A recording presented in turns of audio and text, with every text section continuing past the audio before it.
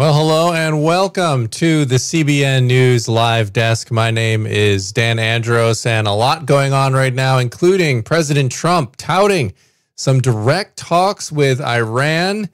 And he says if they don't disarm their nuclear efforts, it will be a very, very bad day for Iran. And joining me today to discuss this and a lot more are CBN's Billy Hallowell and Pastor Jimmy Evans from endtimes.com. Gentlemen, how you doing? Doing well. Great. Good to be with you. Yeah, excellent. Well, it's great to have you as well. And like I said here, Pastor Evans, let's get your response here to these direct talks with Iran that Trump was saying. Now, there's been some, Iran comes back and they're saying, well, we like indirect talks, and Trump's sort of playing some games here. So what's going on here? Let's talk about what's happening before we sort of dive into the prophetic side of this thing. In the very awkward meeting yesterday with Trump and Netanyahu in the White House, President Trump announced that they were having direct talks with Iran. Of course, Israel does not like that. And they're not direct talks, by the way, they're indirect talks. It's in Oman, Jordan. The Jordanians are the intermediaries.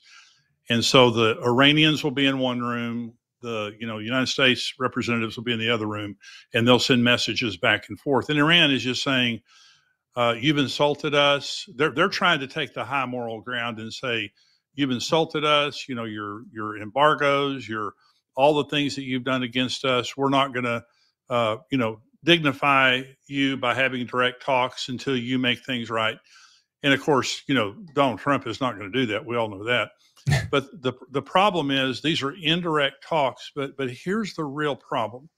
The Iranians are master negotiators, and they're masters at delay. They've done this for decades.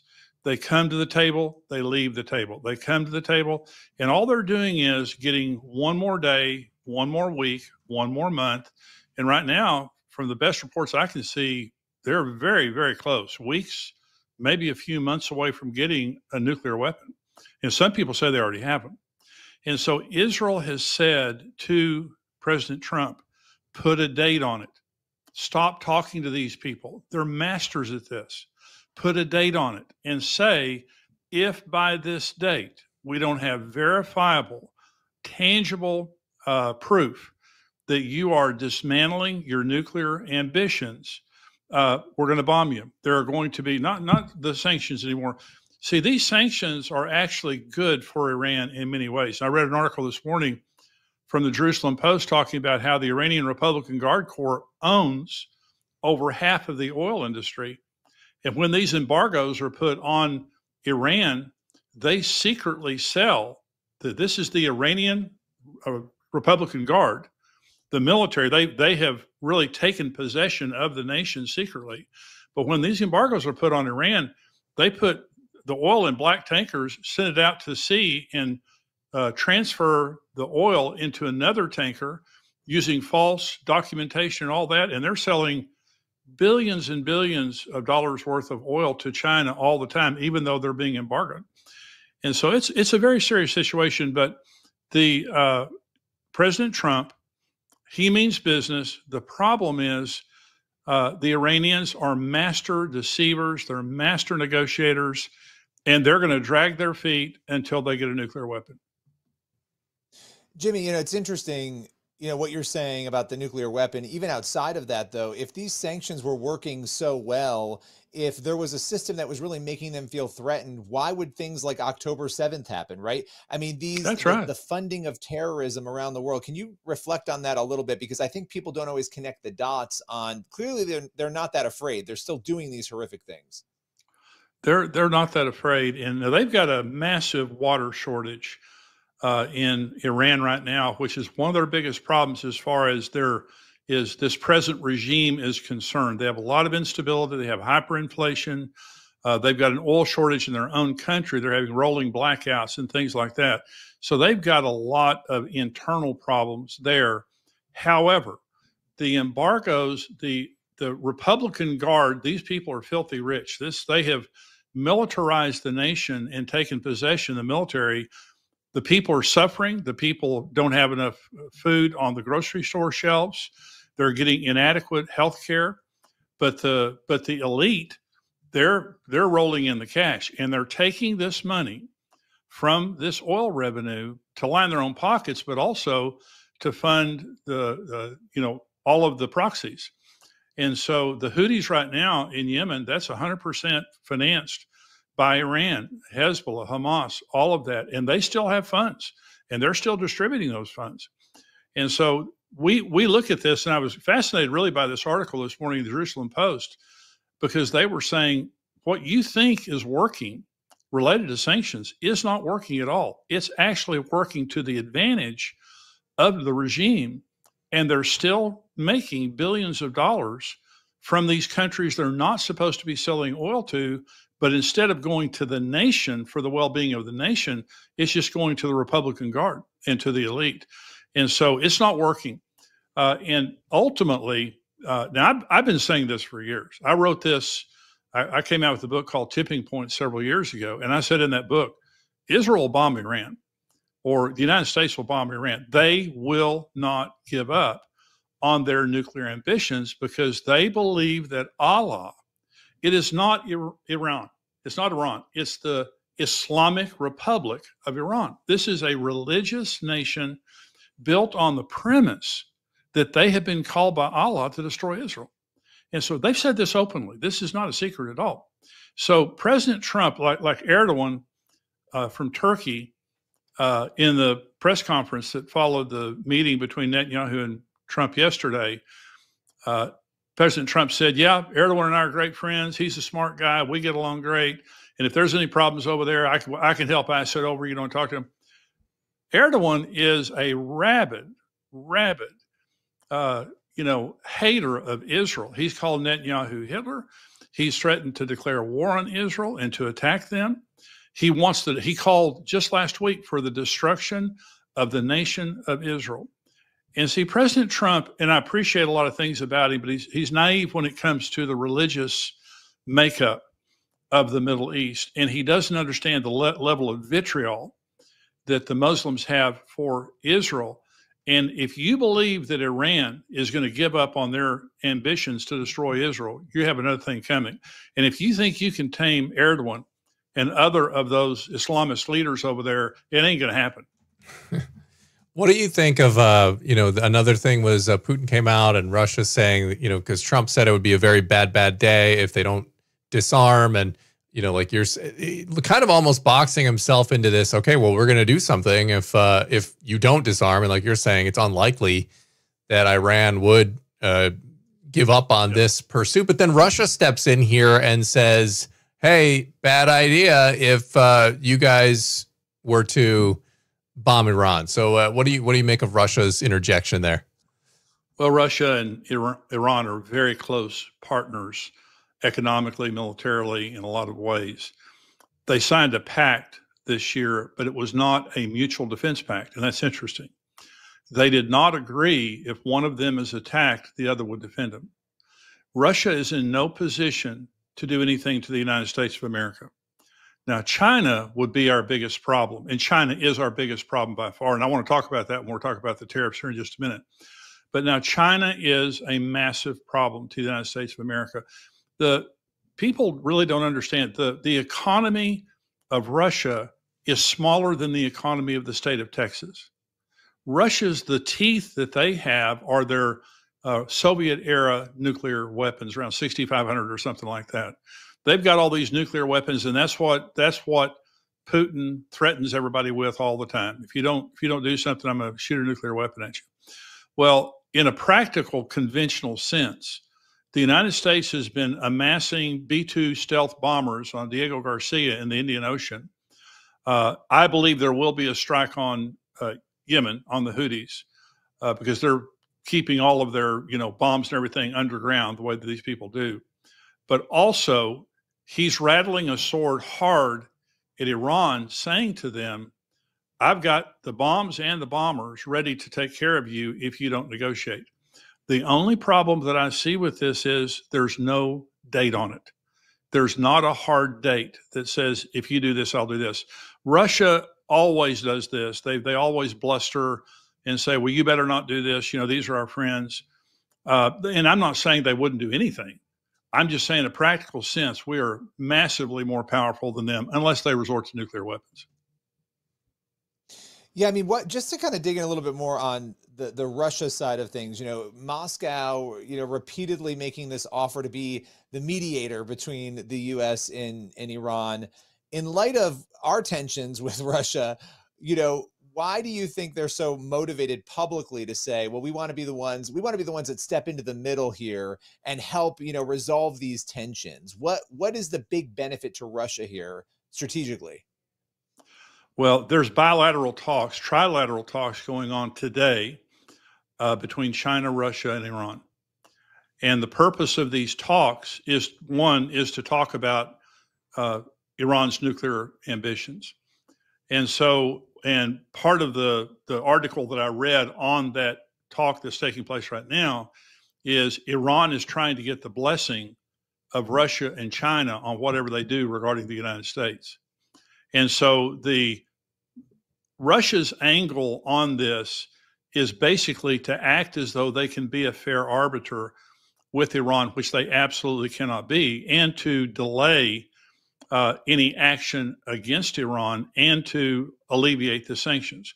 Because Russia's hurting very, very badly over the sanctions being put on them because of Ukraine.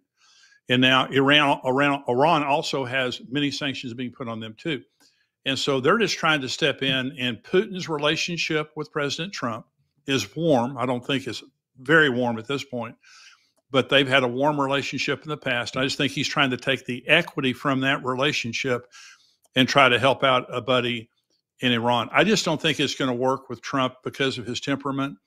I think that once he gets the scent, there's going to be a kill.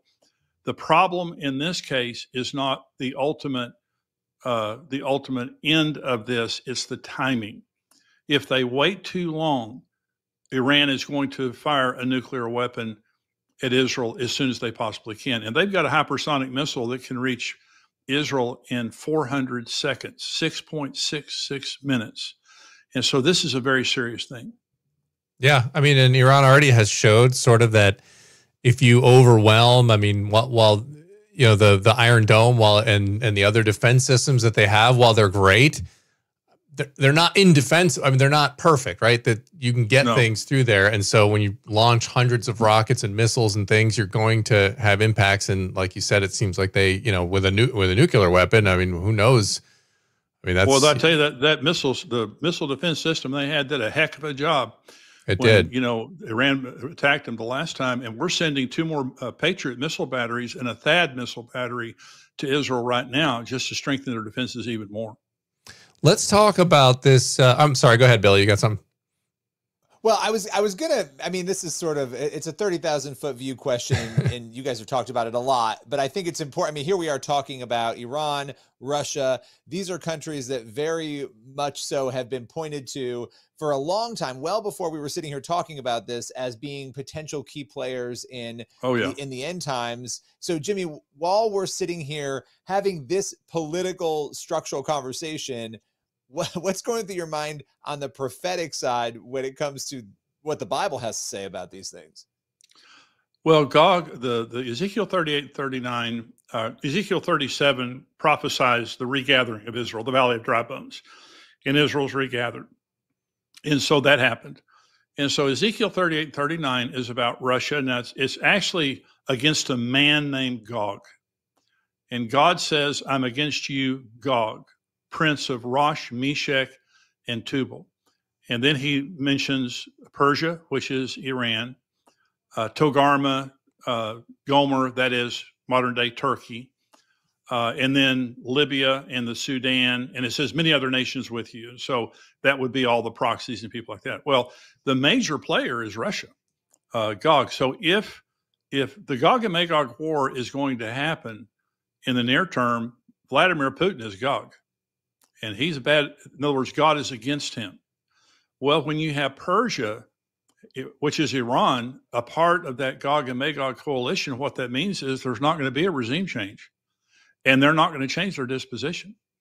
They are, regardless of what happens between now and the Gog-Magog war, these are the players. For example, Turkey, back in 2010, Turkey and Israel were doing military exercises together. They had a very friendly relationship until Erdogan became radicalized against Israel. And so by the way, the first country, when Israel became a nation in 1948, the first country to recognize Israel as a nation was the United States of America, 11 minutes after David Ben-Gurion declared them as a nation. The second one was Russia.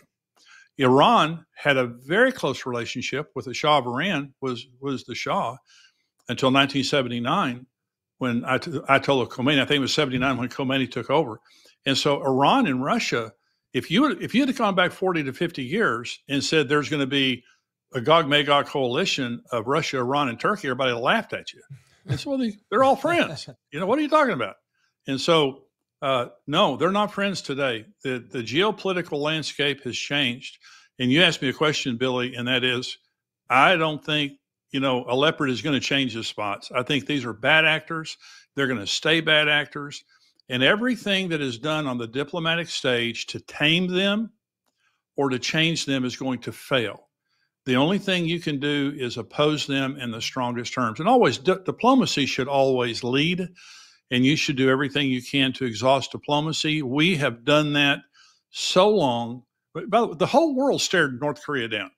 And you have a bunch of maniacs running North Korea, and they're trying to get nuclear weapons. And the whole world said, you'll never get nuclear weapons. We're not going to let you get nuclear weapons. But they did.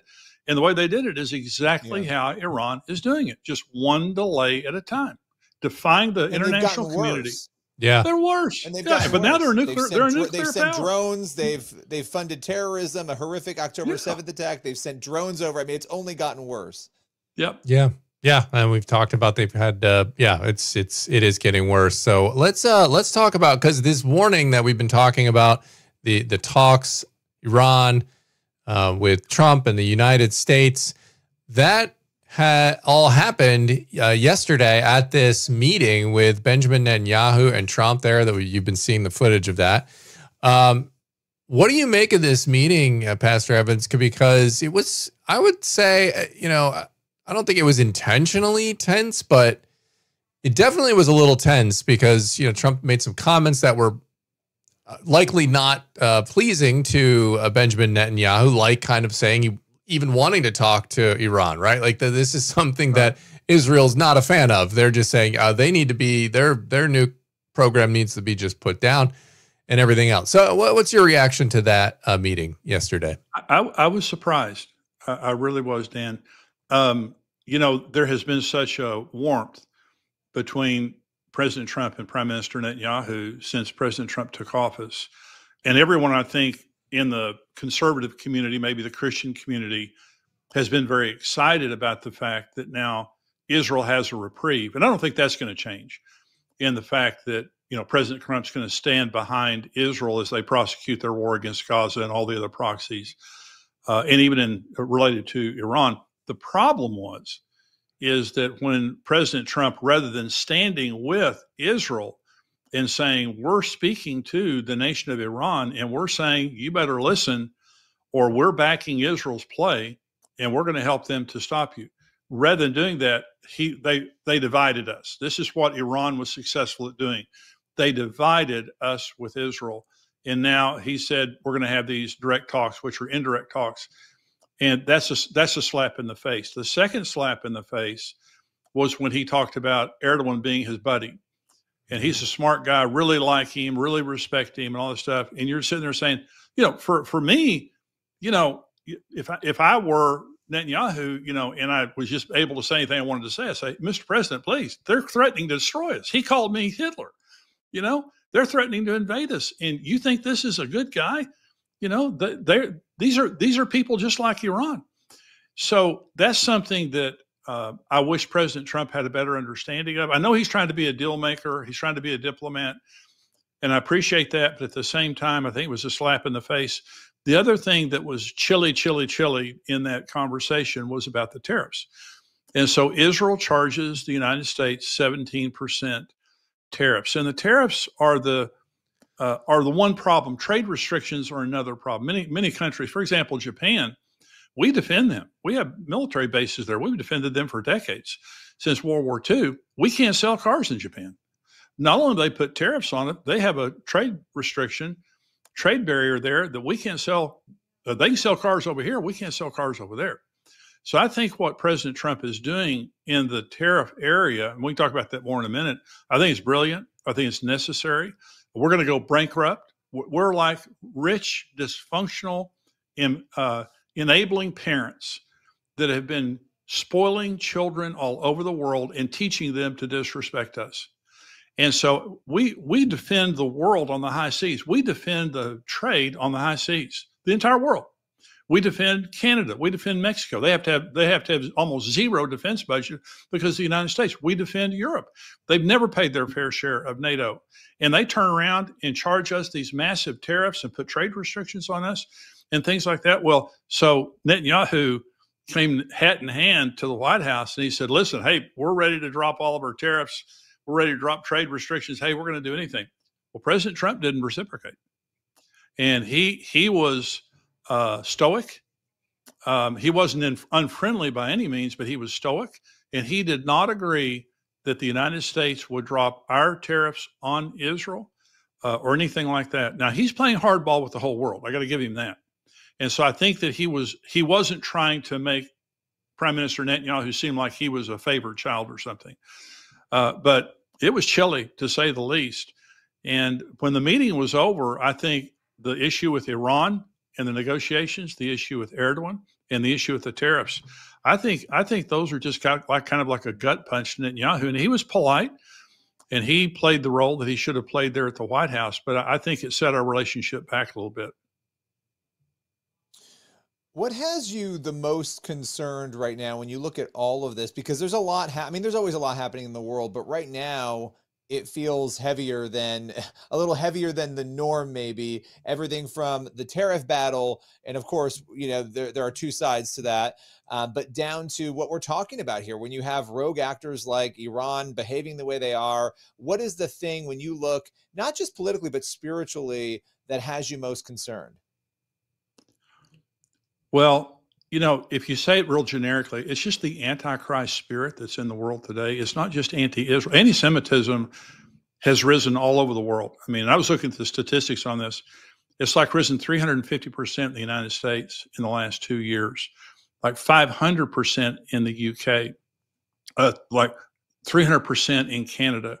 The anti-Semitic, these are talking about incidents, and about a quarter of them are violent. So anti-Semitism, but not just anti-Semitism, anti-church, anti-God. Look at the opening ceremony of the Summer Olympics last summer. Yeah. That can you imagine that happening 20 years ago? If that would have happened 20 years ago, those people wouldn't have got out of town alive. But you just have this in-your-face godlessness in the world today, and we're seeing really a phenomenal thing happening in America right now, with President Trump saying there are only two genders. We're not having men and girls sports. Defending Christianity, defending the church, which is a good thing. But apart from the bubble that we're living in, the world right now, in Europe, they're arresting people for what they're thinking. They had a woman arrested this week for holding a sign across from an abortion clinic saying, if you want to talk, I'd be happy to talk. They arrested her. And so the level of anti-Christian sentiment, even persecution in the world today, is off the charts. But the oppression against Christ, the hatred toward Israel, I've never seen anything like it in my lifetime. And the United States is an exception to it. But even in the United States, there's a high level of hatred toward the church, and violent acts against the church have risen dramatically in the last decade. So that was what I'd say, Billy. The thing that concerns me the most is when the rapture happens, and I believe it could happen at any time, there won't be any Christians in the world. And this is the Antichrist world. This world will accept an Antichrist instantly, because the Antichrist is called in 2 Thessalonians 2, the lawless one. The lawless one, that doesn't mean he speeds and doesn't pay his taxes. That means he's against the word of God. And so this is a world against the word of God, and the Antichrist today would be accepted wholeheartedly by this Antichrist world that we already see. Yeah. And I mean, you're talking about this hostility towards the faith. And I mean, I think I just happened to catch, I don't watch this show, but I happened to see it, but John Oliver, who's from, I think, think he's from the UK somewhere, or at least he has an accent and pretends he is. He, in his whole monologue that he did, where it was, again, this is like a sin on top of a sin. You know, he was promoting, you know, men playing in women's sports and trying to bolster that argument, that side of the argument, but then mentioned scripture towards the end of it, saying, oh, and if you're going to go to scripture for these arguments, and then it just went on to mock and try to, you know, make fun of different parts of scripture, you know, pulling out isolated things and whatnot. But it just, you know, you just think of the arrogance and the pride that it takes to do that especially from a worldview, guys, where it's promoting inclusivity and tolerance and things of this nature, right? They don't even see the irony there of the hatred that's seething out of them for the faith. And Pastor Evans, I guess my question is, you know, from your view, before, you know, as we're leading up to, you know, potentially the rapture, you see things like, when you see things getting worse, because some will, you know, I guess like the post-mill view will see things getting better, right? Before we have the return of Christ, you see things kind of getting potentially more chaotic. Is that right? Can you explain that? Absolutely, I would. And I was just going to mention that one of the most popular shows on HBO right now is The Righteous Gemstones, which is a total mockery of Christianity and the church. So this is a very empirical measure of the end times given by Jesus. And it's Luke 17, Matthew 24. And Jesus tells us a very, very important fact about the time when he returns. And he said it will be like the days of Noah and like the days of Lot. And the days of Noah were characterized by violence and by filth, by moral filth. Every thought, not even just actions, every thought, right? It was wicked and evil. Absolutely. Absolutely. It was just a world like ours, but there was a righteous remnant there. And Jesus said in Matthew 24, it will be like the days of Noah before the flood. But then Noah got on the ark and the flood came and destroyed them all. And the interesting thing about Luke 17 and Matthew 24 is Jesus said it will be like the days of Noah on the day that he got on the ark. Okay. Well, on the day that Noah got on the ark, he said there'll be buying and selling, marrying, giving in marriage, planting, building.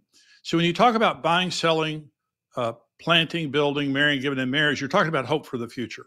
Okay. So why are you building a house? I have hope for the future. Okay. I'm not going to do it in the middle of a war. You know, I'm not going to do it if I think the end is here. Why are you getting married? You know, I have hope for the future. Okay. So what Jesus is saying here is a business as usual atmosphere in a depraved society. And there's a righteous remnant standing for God. Okay. The days of Noah, the days of Lot. So people ask me a lot, they'll say, do you think that there's going to be a worldwide financial collapse before Jesus returns? No. Now there will be during the tribulation. Why don't I believe that? Because Jesus said they'll be buying, selling, marrying, giving in marriage, you know, and planning a building. I mean, I'm not saying there won't be a downturn or some hiccups or ups and downs. I'm just saying Jesus gave us a very empirical way to understand his return. And here's what I'm saying right now. We're living in those days. Think about the violence and immorality in our world today. It's off the charts. And so, you know, we had a kid here in Dallas, Texas, stabbed in the heart at a football game because he said something to another kid about giving up his seat. And so the level of children killing their parents, parents killing their children, mass shootings. Look at the mass shootings we've had, the violence in the Middle East, the violence in Ukraine and Russia, the violence all over the world. And so, and the immorality. The immorality is just, again, it's off the charts.